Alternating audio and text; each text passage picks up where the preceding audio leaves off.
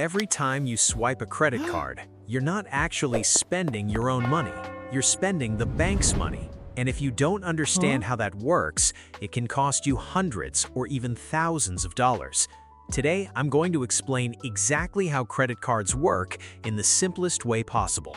By the end of this video, you'll understand what a credit card really is, how banks make money, why so many people end up in debt, and how to use credit cards without getting trapped.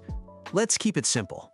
Imagine your friend gives you $100. He says, use it today and pay me back later. That's basically how a credit card works. The bank lends you money. You spend it, then you pay the bank back. Simple. Let's say you buy a pair of shoes for $100. You tap your credit card, the store gets paid. But the money didn't come from you. The bank paid for it.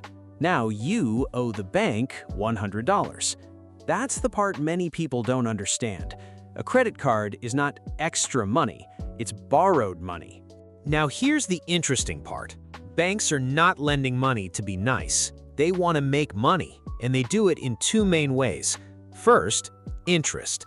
Let's say you owe $1,000, but instead of paying the full amount, you only pay $50. The bank says, no problem, but now they charge interest. That's the fee you pay for borrowing their money longer. Over time, that fee can become very expensive.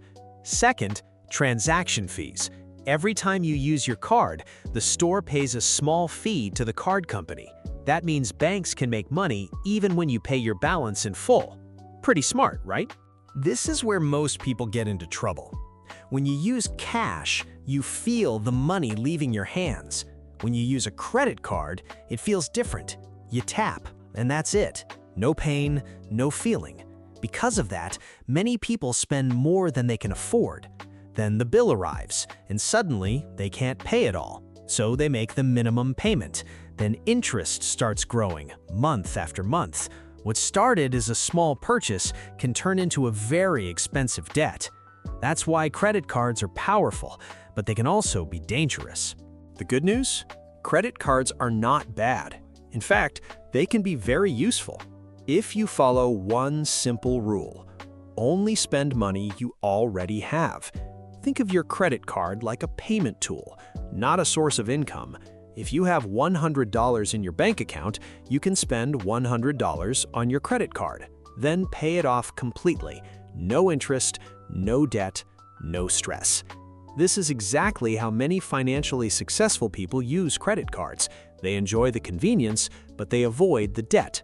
If you remember only one thing from this video, remember this. A credit card is borrowed money. That's it. The bank pays first, you pay later. If you pay everything on time, a credit card can be a useful tool. If you don't, it can become very expensive. Understanding this simple idea can save you a lot of money in the future.